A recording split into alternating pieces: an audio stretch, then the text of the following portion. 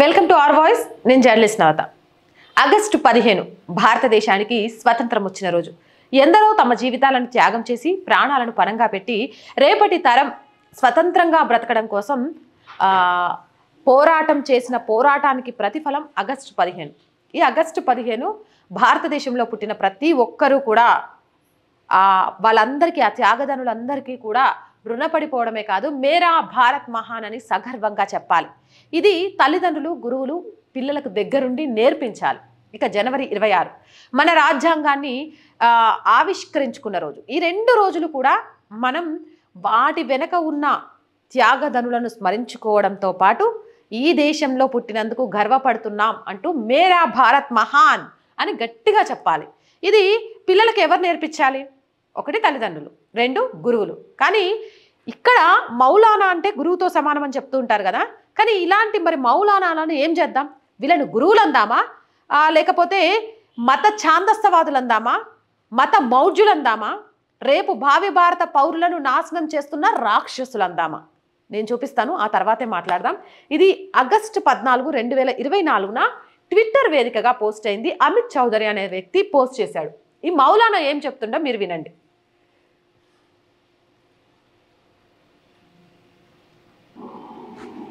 दोस्तों, आज मैं 8:30-9 बजे के आसपास तुर्कमान गेट से निकला, जहां मैंने देखा कि सर्वोदय बाल विद्यालय स्कूल का एक जुलूस 15 अगस्त के उपलक्ष्य में निकल रहा था, जिसमें स्कूल के टीचर मुसलमान बच्चों से भारत माता की जय के नारे लगवा रहे थे.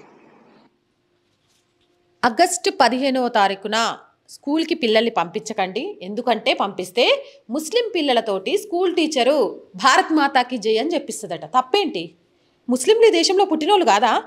ఈ మౌలానాకి ఏమన్నా మత ఛాందస్సం ఉందా? లేకపోతే ఈయన ఇక్కడోడు కాదా? కానప్పుడు ఈడ తిండి ఎందుకు తింటాడు? ఈడ పండిన పంట తిండి ఎందుకు తింటాడు? ఈడ ఎందుకు బతుకుతాడు? ఈడ గాలి ఎందుకు పీల్చుకుంటాడు? ఈడ ప్రభుత్వ పథకాలను ఎందుకు తీసుకుంటాడు? అసలు ఎంత దౌర్భాగ్య స్థితిలో ఉన్నాడు ఈయన. ఈ దేశం నుంచి వచ్చే రిజర్వేషన్లు కావాలి, ఈ దేశం నుంచి వచ్చే హక్కులు కావాలి, ఈ దేశంలో పండే పంట కావాలి, ఫ్రీ రేషన్ కావాలి, అన్నీ కావాలి. కానీ భారత్ మాతాకి జై అని ముస్లిం పిల్లలు చెప్పకూడదా? టీచర్ చెప్పిస్తారా? అది తప్ప. ఇంకేనండి. ये संगी जहन के टीचर हैं जो मुसलमान बच्चों के जहन में उनकी आस्था के खिलाफ अपनी आस्था को घुसाने की कोशिश कर रहे हैं. मैं ऐसे टीचरों के खिलाफ सरकार से मांग करता हूं कि उनके खिलाफ कार्रवाई हो, और मुसलमान माँ बाप से भी ये ताकीद करता हूं कि ऐसे इवेंट्स के मौकों पर अपने बच्चों को समझा कर भेजें कि जो लोग इस तरह की हरकत करें, हमारे इस्लाम हमारी आस्था के खिलाफ बच्चों के जहन में कुछ डालने की कोशिश करें, तो बच्चे उसकी पुरजोर मुखालफत करें. दोस्तों, आज मैं 8:30-9 बजे के आसपास तुर्कमान गेट से निकला, जहां मैंने देखा कि सर्वोदय बाल विद्यालय स्कूल का एक जुलूस 15 अगस्त के उपलक्ष्य में निकल रहा था, जिसमें स्कूल के टीचर मुसलमान बच्चों से भारत माता की जय के नारे लगवा रहे थे. ये संगी जहन के टीचर हैं जो मुसलमान बच्चों के जहन में उनकी आस्था के खिलाफ अपनी आस्था को घुसाने की कोशिश कर रहे हैं.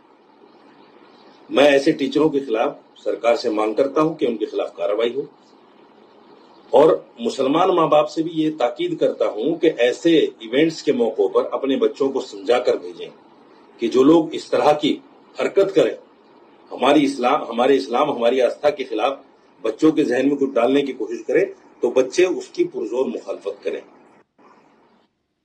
రైట్. ఇలాంటి వాళ్ళని ఏం చేయాలి? ఏం మాట్లాడాలి ఇలాంటి వాళ్ళ గురించి? ఇది భిన్నత్వంలో ఏకత్వం కలిగిన దేశం. ఈ దేశంలో అనేక మతాలు, అనేక మతాలలో అనేక కులాలు, ఏదేమైనా కానీ దేశం వరకు వచ్చేసరికి అందరం కూడా మేము భారతీయులం.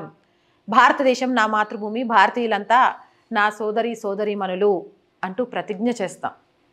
కానీ ఒకప్పుడు నెహ్రూ కాలంలో అనుకుంటా వందే మాతరం అంటే మేము తల వంచినట్టయితే, వందే మాతరాన్ని తీసేయాలంటే ఆనాటి కాంగ్రెస్ వందే మాతరం లేకుండా చేస్తే, ఈరోజు మేము అడిగితే ఏదైనా చేస్తారు, మేము అనుకున్నట్టు మా రాజ్యం నడుస్తుందని ఇలాంటి మౌలాలు చివరికి భారత్ మాతాకి జై అని చెప్పడానికి కూడా ఇష్టపడట్లేదు. వందే మాతరం పాడుతూ ఉంటే ఈ దేశం మీద ప్రేమ, ఈ దేశాన్ని కాపాడుకోవడానికి ప్రాణం పణంగా పెట్టినా నష్టం లేదు అనే భావజాలం పిల్లల్లో కలుగుతుంది. వందే మాత్రం మళ్ళీ రావాలి. ప్రతి స్కూల్లో పొద్దున్నే వందే మాత్రం, సాయంత్రం జనగణమన పాడిన తర్వాతే వదిలిపెట్టాలి. స్కూల్ యాంథమ్స్ అట, స్కూల్కి సంబంధించిన పాటలు అని చెప్పి క్రిస్టియన్ పాటలు పాడిస్తారు. కానీ ఏ దేశంలో బ్రతుకుతున్నామో ఆ దేశ మాతకి సెల్యూట్ చేయడానికి మాత్రం మనసు రావట్లేదు. మరి ఈ దేశం మీద వీళ్ళకి ప్రేమ ఉన్నట్ట?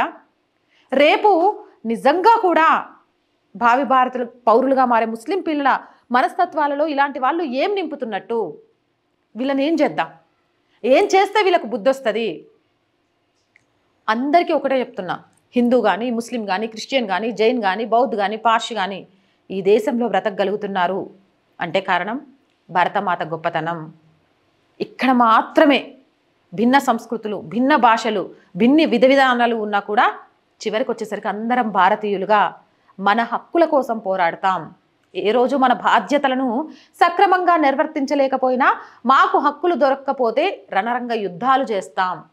ఎందుకు అంటే ఈ భరతమాత మాత్రమే ఎవరినైనా తమ ఒడిలో ఉంచుకోగలుగుతుంది. మత ప్రాతిపదికన దేశాలు విడిపోయి అఖండ భారత్ని ముక్కలు ముక్కలు చేస్తున్న తరుణంలో కూడా మీరంతా నా బిడ్డలే, కావాలన్న వాళ్ళు ఉండిపోవచ్చు అన్న గొప్ప సంస్కృతి భారతదేశంలో మాత్రమే. ఇలాంటి చెత్త నా మౌలాలు చెప్పే మాటల్ని వినకండి. మన మతం, మన ధర్మం మనకు గొప్పదే, కానీ మన మతం, మన ధర్మం కంటే కూడా మనకు గొప్పది ఈ దేశం. దేశం బాగుంటే నీ మతం బాగుంటుంది, నీ ధర్మం బాగుంటుంది, నీ కుటుంబం బాగుంటుంది, నువ్వు బాగుంటావు. కానీ నువ్వు బాగున్నంత మాత్రాన దేశం బాగోదు. దేశానికి ఏదైనా జరిగితే చిట్ట చివరగా నీ ఇంటి కూడా తలుపు కష్టం తట్టుతుంది. అప్పుడు నిన్ను ఆదుకోవడానికి ఎవ్వరూ ఉండరు. ఇలాంటి మూర్ఖులు చెప్పే మాటల్ని పెడచవున పెట్టేసి ధైర్యంగా, సగర్వంగా గుండెల మీద త్రివర్ణ పతాకాన్ని ధరించి భారత్ మాతాకి జై అని చెప్పండి. అప్పుడు వస్తుంది చూసారా మన కళ్ళల్లో ఒక ఆనందం, లేకపోతే ఒక ధైర్యం. అది ఏం చేసినా రాదు అనే విషయాన్ని విస్మరించకండి. మీరేమంటారు? కింద కామెంట్ సెక్షన్లో పెట్టేయండి. మోర్ వీడియోస్ కోసం మన ఛానల్ వెంటనే సబ్స్క్రైబ్ చేయండి. ప్రతిరోజు చెప్తున్న అంశమే, కానీ మీకు చెప్పాల్సిన అవసరం మన ఛానల్కి ఉంది కాబట్టి మళ్ళీ చెప్తున్నాను. 1,00,000 మందికి చేరుకున్నాం. ఇంకా ముందుకు వెళ్ళాల్సిన అవసరం ఉంది. ప్రతి ఒక్కరూ ఛానల్ని సబ్స్క్రైబ్ చేసుకోండి, లైక్ చేయండి. ఎంత లైక్ చేస్తే మన ఛానల్ అంత స్ప్రెడ్ అవుతుంది. ప్రతి ఒక్కరూ షేర్ చేయండి. ఖచ్చితంగా మన ఛానల్ నుంచి ఎలాంటి తప్పుడు సంకేతాలు అయితే రావు. జాతీయవాదాన్ని, సనాతన ధర్మాన్ని ముందుకు తీసుకువెళ్ళే వీడియోస్ని మాత్రమే 1-2 సార్లు చెక్ చేసిన తర్వాత మేము ముందుకు తీసుకొస్తాం. కాబట్టి ఈ ఛానల్ విషయంలో ఎంత షేర్ చేసినా ఎలాంటి ప్రాబ్లం ఉండదు. దీంతో పాటు ఆర్థిక సహాయం అనేది చాలా చాలా చాలా అవసరం. ఎక్విప్మెంట్ తీసుకోవాలి. ఫస్ట్ ఒక రెంట్ బేస్డ్ అయినా మనది అనే ఒక ఆఫీస్ కావాలి. ఎందుకంటే చాలా మంది అక్క మా సమస్య ఇది, మీ దగ్గరకు వచ్చి చెప్తాము, మా ఊర్లో ఇది జరుగుతుంది అక్క, దీని గురించి బయటికి చెప్పండి అక్క అని చెప్తున్నారు. బట్ కాల్స్లో నమ్మి ఇంటి అడ్రస్ చెప్పే పరిస్థితిలో మేము లేము. అదే ఆఫీస్ అనేది ఉంటే ఖచ్చితంగా కలిసి వాళ్ళ సమస్య ఏంటో తెలుసుకోగలుగుతాం. ప్రాపర్గా ఆఫీస్ వేదికగా ఉంటే ఇంకొంత కష్టపడగలుగుతాం. మా దగ్గర క్రూ కూడా పెద్దగా లేదు. ఇంకా ఒకరిని ఇద్దరిని మేము రిక్రూట్ చేసుకుంటే స్క్రిప్ట్ పరంగా లోతుగా అధ్యయనం చేసి అందించగలుగుతాం. ఇవన్నీ చేయాలి అంటే కొంత ఆర్థిక సపోర్ట్ కావాలి. బట్ ఆర్ వాయిస్కి ఎక్విప్మెంటే లేదు. ఇవన్నీ చేయడం ఎలా సాధ్యం? అత్యాశ అని మీకు అనిపించవచ్చు. నాకు అత్యాశ కంటే కూడా జాతీయవాదాన్ని జనాల్లోకి తీసుకువెళ్ళడానికి ఇంకా ఎక్కువ పరిగెత్తాలి అనిపిస్తోంది. ఆ పరిగెత్తడంలో మీ అందరి సహాయం కావాలి. అది సబ్స్క్రిప్షన్ పరంగా కానీ, ఆర్థిక పరంగా కానీ. ఎప్పుడైతే మనం బ్రేక్ ఈవెన్కి చేరుకుంటామో ఖచ్చితంగా కూడా ఎవరి నుంచి సహాయం తీసుకోము. మన వల్ల అయింది ఇంకొకరికి సహాయం కూడా చేస్తాము. కాబట్టి ప్లీజ్ సపోర్ట్ చేయండి. ఎలాగైతే ఎంకరేజ్ చేస్తూ వస్తున్నారో అలానే ఎంకరేజ్ చేయండి. ఆర్థికంగా మీరు చేసే ఒక్క రూపాయి కూడా అది మాకు చాలా చాలా గొప్ప సహాయంగా అనిపిస్తుంది. సహాయం చేయాలి అనుకునే వాళ్ళు సబ్స్క్రిప్షన్ పక్కనే జాయిన్ అనే ఆప్షన్ ఉంటుంది. 1 to 5 లెవెల్స్ ఉంటాయి. ఏదో ఒక లెవెల్లో సపోర్ట్ చేయండి. స్క్రీన్ మీద గూగుల్ పే, ఫోన్పేతో పాటు అకౌంట్ డీటెయిల్స్ కూడా ఉంటాయి. అలా కూడా సపోర్ట్ చేయొచ్చు.